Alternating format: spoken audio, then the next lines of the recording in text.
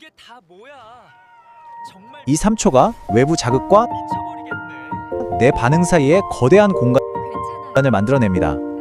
자, 한번 상상해 보세요. 주식은 반토막 나고 회사는 당장 내일 어떻게 될지 모르는 상황. 주변 사람들은 다들 패닉에 빠져서 소리 지르고 난리가 났습니다. 근데 꼭 이런 상황에서 마치 혼자만 딴 세상에 사는 사람처럼 세상 평온하게 커피 한 잔 마시고 있는 사람, 살면서 한 번쯤 보신 적이 있으시죠? 우리 보통 이런 사람들 보면 솔직히 무슨 생각하나요? 와, 저 사람은 진짜 강심장을 타고났나 보다 하거나 아니면 혹시 감정이라는 게 아예 고장난 소시오패스인가? 이런 생각 들잖아요. 여러분은 어떻게 생각하시나요? 이렇게 절대적으로 흔들리지 않는 평온함은 그저 유전적인 축복일까요? 아니면 단순히 감정이 메말라서 그런 걸까요? 결론부터 말씀드리면 둘 다 완전 오해입니다. 타고난 게 절대 아니에요. 이건 100% 훈련 가능한 뇌 구조의 문제입니다. 심리학적 관점에서 보면 그 사람들은 단지 우리와 뇌를 완전히 다르게 사용하고 있을 뿐이거든요. 자, 동기부여가 좀 되시나요? 오늘 이 분석 자료 진짜 끝까지 집중해서 보셔야 합니다. 왜냐고요?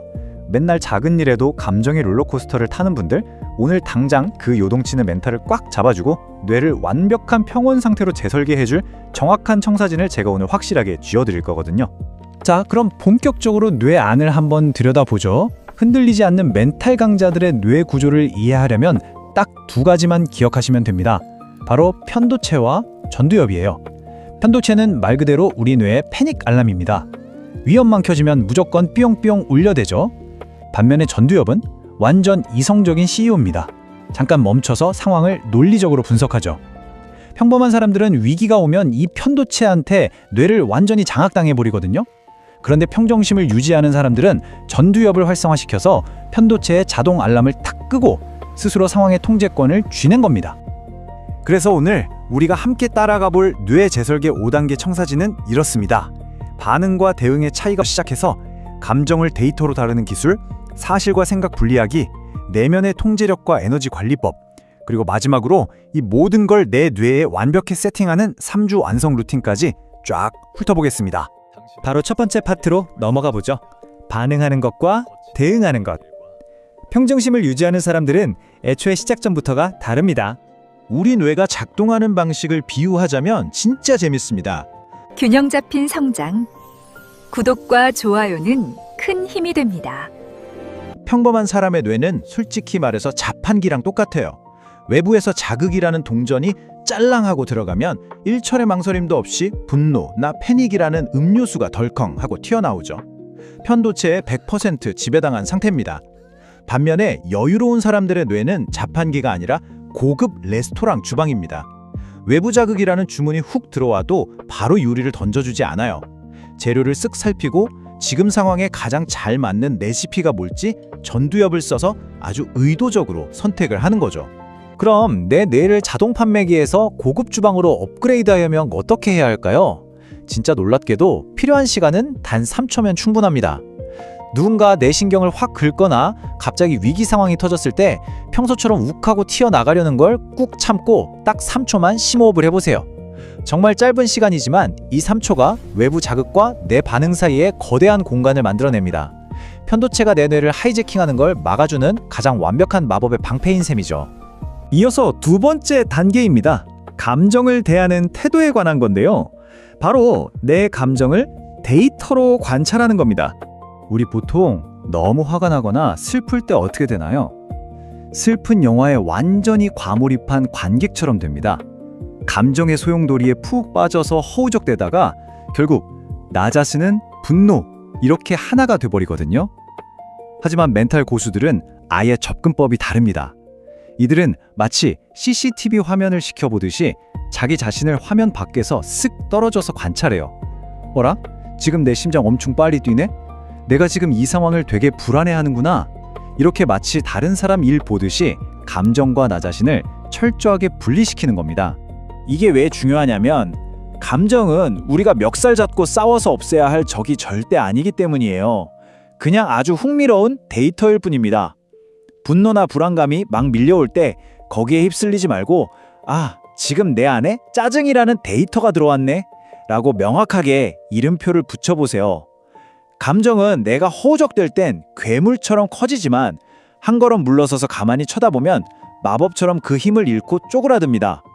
대형마트 한복판에서 막 뒹굴며 떼쓰는 아이도 부모가 아무 말 없이 가만히 쳐다보고 있으면 머쓱해져서 스르륵 진정하잖아요. 정확히 똑같은 원리입니다. 자, 세 번째 파트, 사실과 생각 구분하기입니다. 많은 분들이 가장 헷갈려하시고 또 스스로를 괴롭히는 함정이 바로 여기에 있습니다. 지금 이 표를 한번 보세요.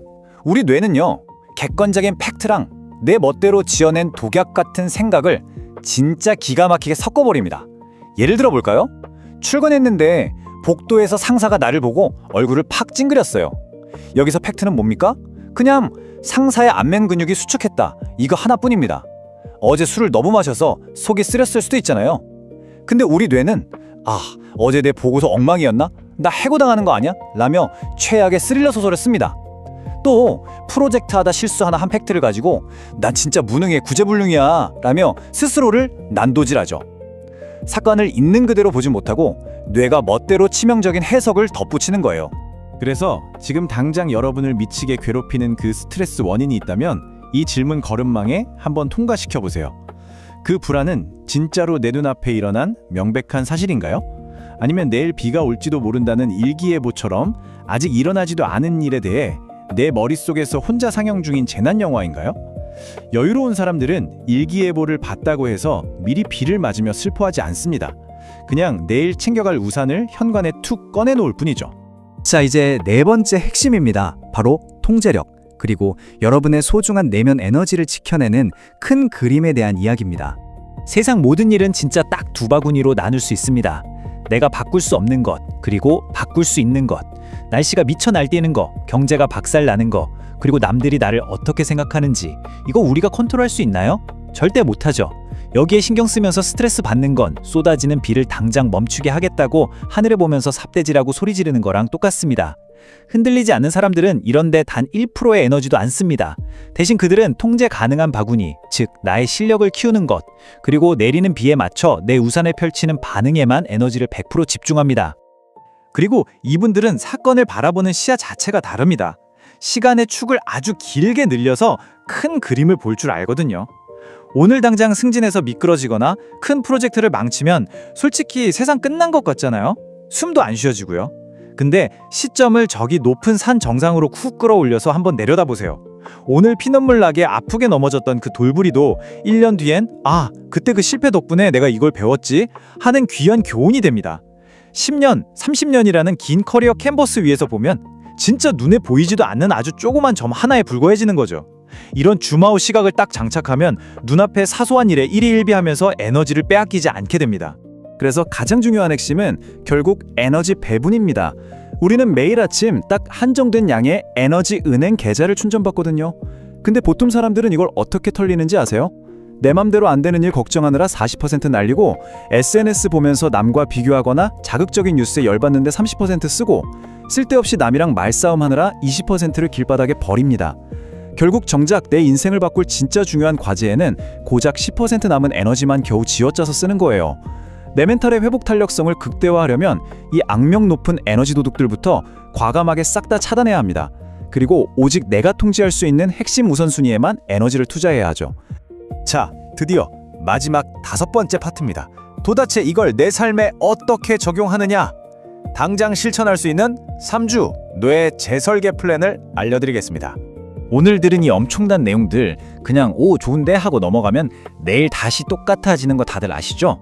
우리 뇌는 정말 근육과 같아서 헬스장 가듯 훈련을 해야만 바뀝니다. 그래서 당장 오늘부터 이렇게 해보세요. 1주차 목표는 오직 하나, 3초 멈추기입니다. 누가 확 열받게 하거나 멘붕 오는 상황이 터지면 튀어나가려는 말을 꼭 삼키고 무조건 심호흡 3초, 이것만 하세요. 2주차는 이름 붙이기입니다. 감정이 막 요동칠 때 휩쓸리지 말고 지금 나한테 불안이라는 친구가 찾아왔구나 하고 나를 객관화해보는 거예요. 마지막 3주차는 팩트 체크입니다. 스트레스가 확 올 때 스스로 묻는 거죠. 잠깐, 이거 진짜 일어난 팩트야? 아니면 내 뇌가 혼자 소설 쓰고 있는 거야? 이렇게 딱 3주만 눈 딱 감고 실천해보세요. 장담하건대 여러분의 뇌 작동 방식 자체가 근본적으로 달라질 겁니다. 자, 이제 정말 여러분의 선택만 남았습니다. 평생 이 편도체가 울려대는 대로 통제할 수도 없는 감정에 질질 끌려다니면서 금쪽 같은 에너지를 낭비하는 자동 조종 모드로 계속 사시겠습니까? 아니면 오늘 확인한 이 강력한 심리학적 도구들로 조종간을 내가 직접 꽉 틀어쥐고 여러분의 평온한 내면을 지켜내시겠습니까? 세상이 두 쪽 나도 흔들리지 않는 그 단단한 평온함은 절대 거창한 게 아닙니다. 바로 오늘, 지금 이 순간 여러분이 내리는 아주 작은 선택과 단 3초의 연습에서 시작되거든요. 오늘 배운 이 청사진, 당장 오늘부터 꼭 여러분의 삶에 적용해 보시길 응원하겠습니다. 균형 잡힌 성장. 구독과 좋아요는 큰 힘이 됩니다.